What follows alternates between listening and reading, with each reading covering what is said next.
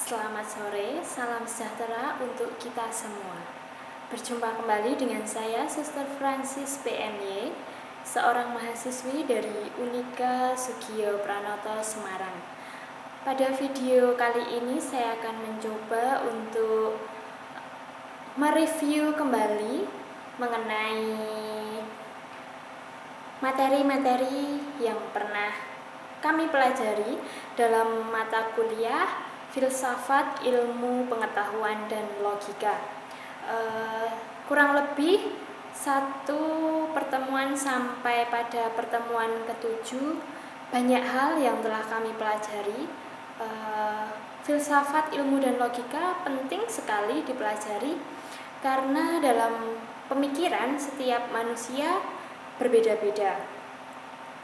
Dalam filsafat juga diajak untuk mencari kebenaran, keadilan, dan di situ juga banyak mengenai hal-hal yang dipelajari. Diantaranya ada kapitalisme, marxisme, makna kemanusiaan, dan ya beberapa hal mengenai hal-hal itu.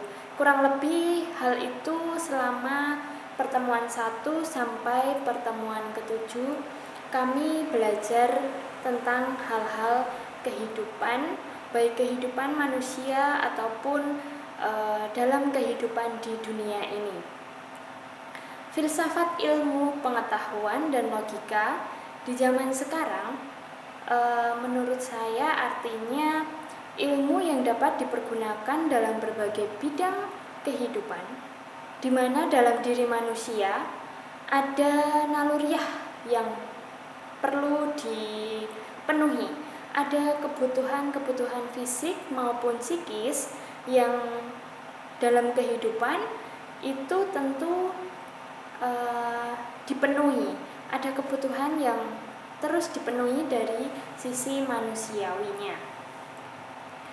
Contoh dalam kehidupan manusia, manusia kehidupannya tentu tak selalu menghadapi hal-hal yang mulus, baik-baik saja. Tetapi dengan realita yang ada, manusia tidak bisa mengelak dari realita tersebut. Dari permasalahan yang ada, misalkan saya mengambil salah satu contoh mengenai keadilan. Manusia harus menegakkan keadilan. Keadilan pada zaman sekarang tentu menjadi bagian dalam hak dan kewajiban yang ada dalam diri manusia. Setiap pribadi, setiap manusia, keadilan itu sangat dibutuhkan. Ya walaupun dalam kehidupan manusia, mengenai keadilan itu sendiri ada pro dan kontranya. Nah, dari filsafat, ilmu pengetahuan dan logika, keadilan diharapkan menjadi suatu bagian yang tentunya diharapkan untuk menguntungkan, menjadi suatu hal yang berguna bagi kesejahteraan hidup manusia, yang tentunya berlandaskan kebenaran dan sesuatu yang nyata atau real. Pada kesempatan ini saya juga ingin berpendapat mengenai apa saja yang satu hal yang bagi saya tidak setuju dari salah satu filsuf yang saya ambil di sini adalah filsuf Aristoteles. Di situ dimana mengenai pendapat tentang puisi.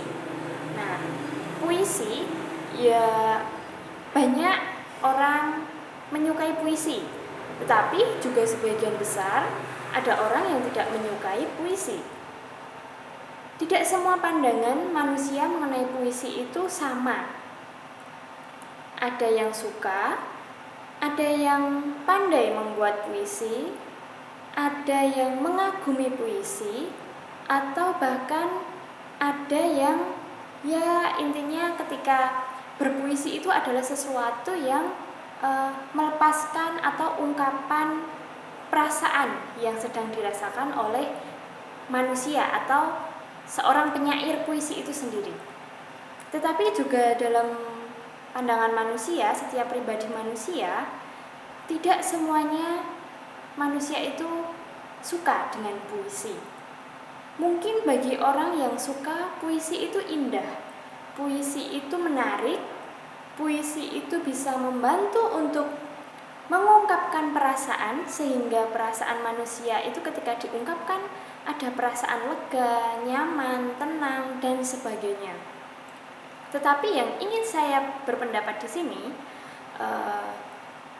bagi pribadi yang mungkin tidak suka dengan puisi, bisa memandang puisi itu adalah suatu ungkapan yang terlalu berlebihan, atau mungkin dengan kata lain, kalau orang zaman sekarang mengatakan bahasa puisi itu adalah bahasa yang lebay, bahasa yang alay, bahasa yang tidak masuk akal, karena mungkin bagi orang yang tidak suka puisi itu orang susah untuk bisa menangkap apa sih maksud puisi itu sendiri, apa sih pesan dari puisi itu sendiri. Jadi yang saya tidak setuju adalah bagaimana ketika orang berpendapat tentang puisi bahwa sikap relatif itu memang perlu dijunjung, perlu diperhatikan, bahwa setiap dari manusia yang satu dengan manusia yang satunya atau antar pribadi itu pandangan, setiap gambaran, setiap ungkapan itu juga tidak bisa disamakan.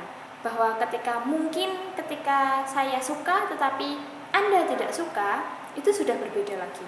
Nah, dari sini saya ingin berpendapat mengenai pendapat filsuf Aristoteles mengenai puisi itu sendiri, bahwa segala sesuatu yang indah, segala sesuatu yang menarik, ya salah satu contohnya saya tadi mengambil tentang puisi, bahwa setiap orang itu tidak bisa disamakan, bahwa antara suka dan tidak suka itu bersifat relatif, karena setiap pandangan manusia itu berbeda-beda.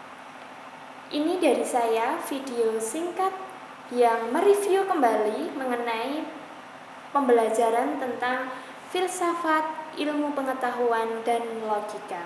Semoga video ini senantiasa menjadi manfaat bagi kita semua, tentunya bagi pembelajaran untuk terus-menerus mencari segala sesuatunya yang benar, yang baik, yang tidak mengada-ada, dan tentunya berlandaskan kebaikan. Terima kasih dan salam sejahtera untuk kita semua.